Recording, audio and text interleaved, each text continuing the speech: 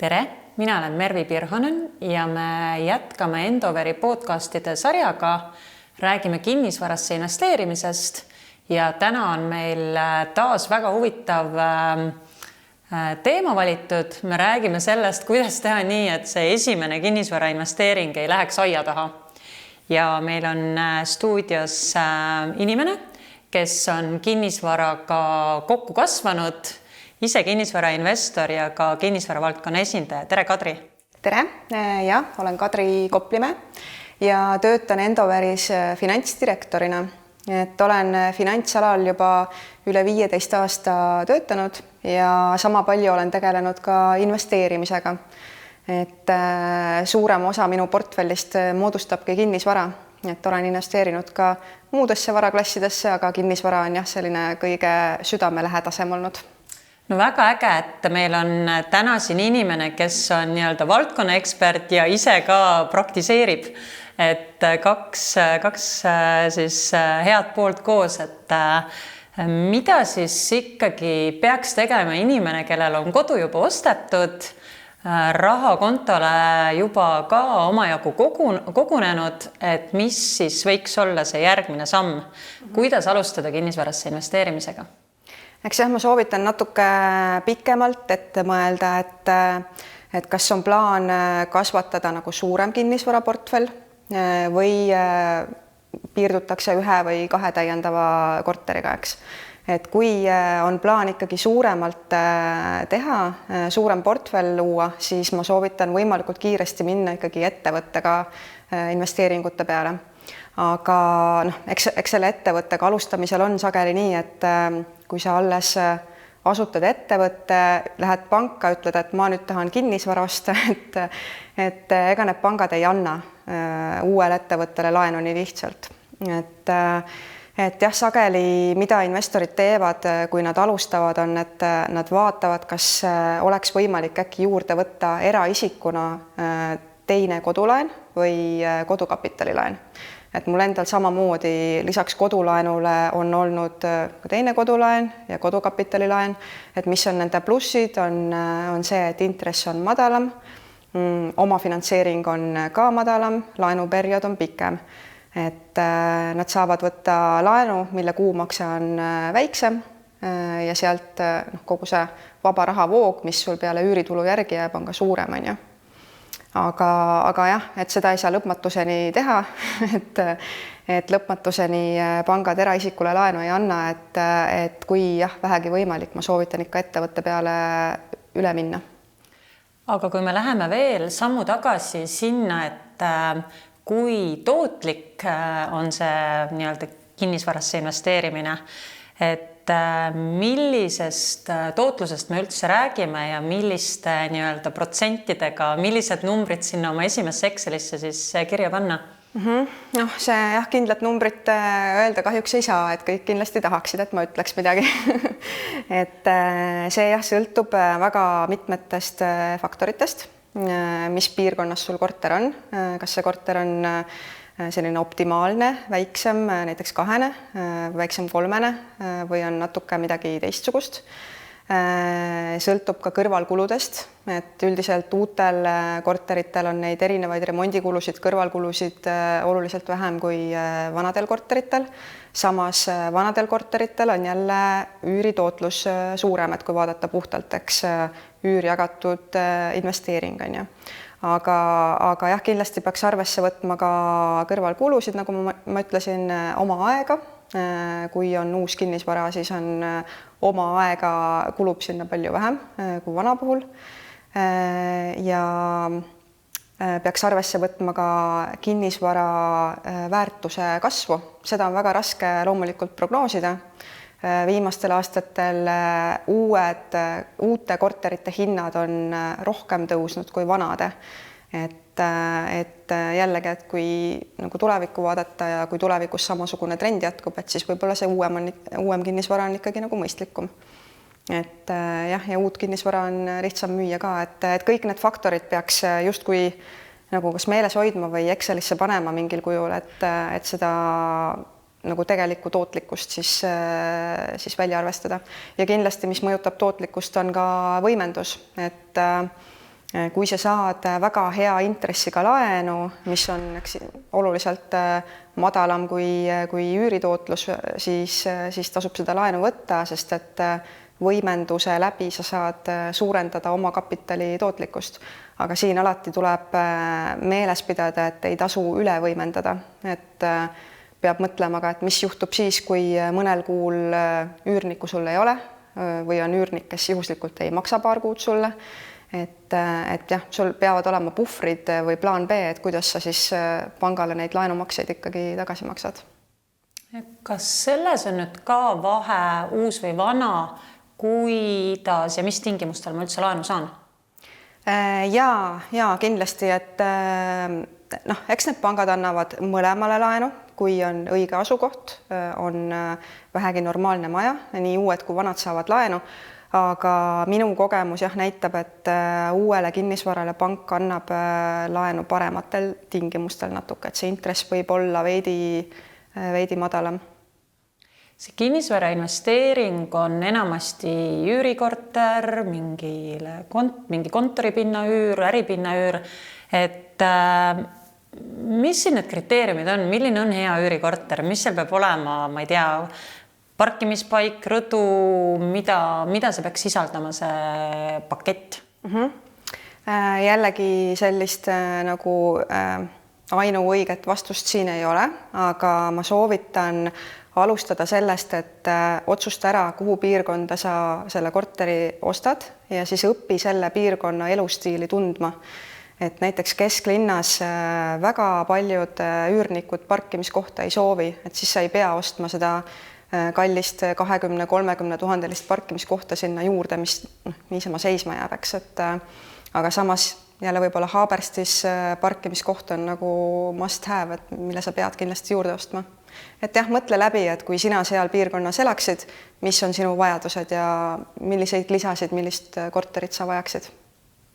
Päris palju küsimusi on tulnud maksustamise teemal, üürikorterite maksustamine, et siin on päris mitu sellist nüanssi, mida peaks kindlasti teadma ja sina finantsinimesena oled selles ju eriti tugev, et käiks selle korra läbi.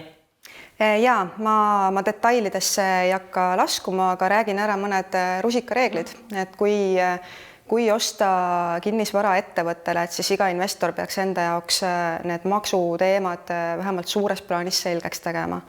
Et kui sa ostad omale kinnisvara, mida plaanid pikaajaliselt välja rentida, see on eluruum, läheb pikaajalisele üürile, et siis see üür on maksuvaba ja kinnisvara ostult sa käibemaksu siis ka tagasi küsida ei tohi ja kõikidelt kulutustelt, sisustuselt käibemaksu tagasi küsida ei saa. Et see on hästi lihtne, eks. Aga kui sa ostad endale korteri, mida plaanid hakata lühiajaliselt välja rentima, see on siis majutusteenuseks. Lühiajaline üür on väiksem kui 3 kuud ja seal rakendub käibemaks 9%. See on kogu siis Airbnb maailm. Ja. Ja teiselt poolt sa saad kinnisvara ostul, kui sa ostad uue korteri arendajalt, mis on kasutamata, eks, saad käibemaksu tagasi küsida. Kui sa ostad selle jaoks kasutatud eluruumi, siis sa käibemaksu tagasi küsida ei saa. Et selles suhtes on hästi kaval uus arendusse just selline Airbnb korter nii-öelda osta. Ja kõikidelt kõrvalkuludelt ja sisustuselt samamoodi saad käibemaksu tagasi küsida, et mis selle pluss on see, et sinu algne investeering on madalam käibemaksu võrra, aga jah, teiselt poolt käivet maksustatakse, et sealt sa pead jälle käibemaksu ära maksma. No neid nüansse on oluline tegelikult teada ja need ka siis oma nii-öelda plaanide tabelisse kõik sisse panna, et sa juba rääkisid siin ka sellest, et kas investeerida eraisikuna või ettevõtjana, et siin on ka erinevad laenutingimused. Ja on, et kui sa võtad ettevõttele laenu, kus sul juba portfell on nii palju kasvanud, et pank on valmis sulle laenu andma, siis üldjuhul pangad soovivad ettevõttelt saada 40% oma finantseeringut ja panga nagu tavaliselt nad teevad, eks need panga laenulepingud 5-aastase tähtajaga, aga annuiteedi alusel, mis on siis 10–15 aastat, eks, et see 10 aastat oli hästi tavaline, aga nüüd osad pangad pakuvad ka pikemat annuiteeti, mis tähendab siis madalamat kuumakset. Et alati tasub võtta need üldtingimused ja Excelist ka läbi lasta, et kuna kinnisvara hinnad on nii palju kasvanud, siis sageli tulebki välja, et jah, et nagu kui see laen oleks suurem kui 60% kinnisvara maksumusest, et ega see Excel enam välja ei jooksegi, et üüritulu ei kata laenumakset ära. Et ideaalis jah, üüritulu peaks alati olema suurem kui oluliselt 1,2 korda suurem kui laenumakse, et siis on kõik korras ja pank on valmis ka laenu väljastama. Ja kui intressidest rääkida, et siis kõige odavam laen, mida sa saad, on alati kodulaen ja järgneb kodukapitalilaen. Et mõnes mõttes selline kummaline soovitus, et mõistlik on võimalikult palju kodulaenu võtta, eks, ja selle võrra mingeid muid laenusid võib-olla vähem, aga samas jah, ettevõttesse, kui sa laenad, siis kui sa oled juba suurem investor, sul on pikaajalisem kogemus, siis seal hakkavad need intressimäärad kuskil 3,5%.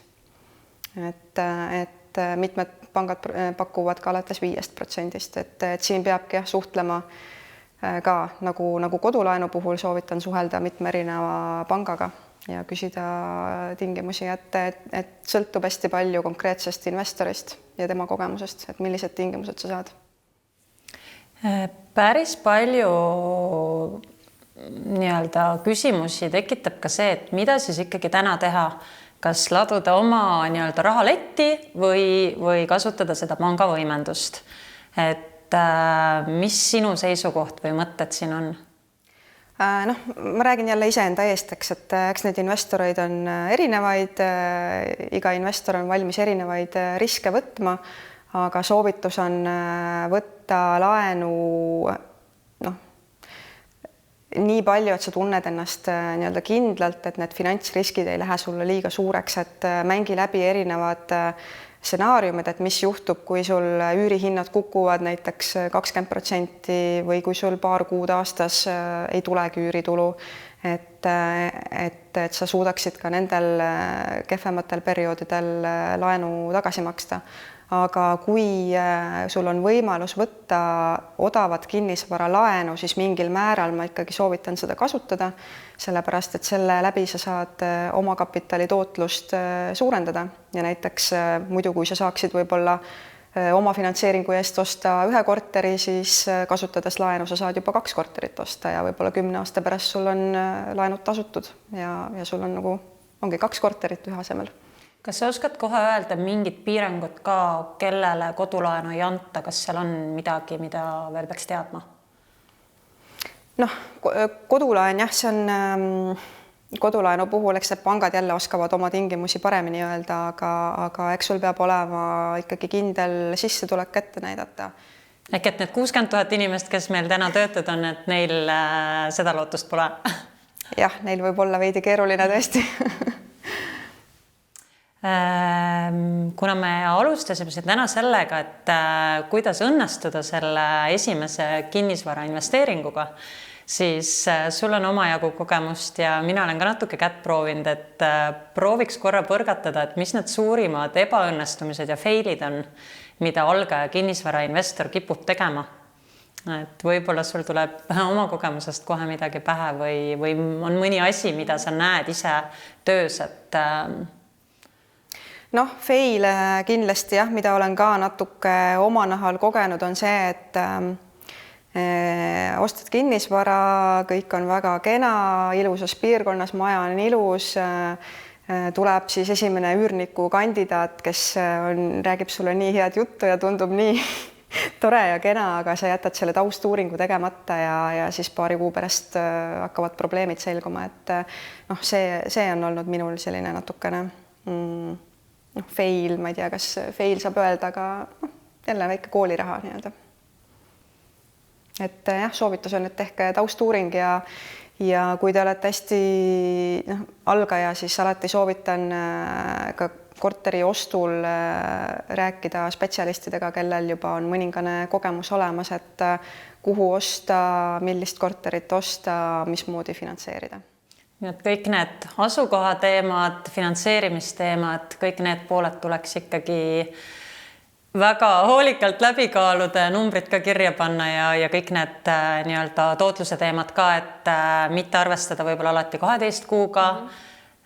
Ilmselt koroona ajal said ka paljud inimesed siin tunda, et need suur hunnik välismaalasi, kes siin kõvasti üüris, et lahkusid ja päris mitu kuud olid need korterid tühjad, et jah, on näha küll jah, et remondi mingid lisakulud, katkised torud, mida ilmselt ei ole väga uusarenduste puhul, aga kui sul on mingi selline vana flipitud korter, siis seal võib neid üllatusi tulla veel omajagu.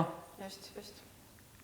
Okei, aga tundub, et saime enam-vähem teemat kaetud. Kuulajatele, vaatajatele tahaksime südamele panna, et andke meile teada, kui te tahate veel midagi kuulda, näha, mingeid ägedaid saatekülalisi, kes meile võiks siia diivanil istuma tulla ja kõik oma küsimused saatke meile investor@endover.ee meilile ja proovime siis neid teemasid ka siin jooksvalt katta. Kadrile suured tänud valgustamaks seda kinnisvara know-how'd, mis sul on, et väga-väga tore, aitäh sulle! Aitäh!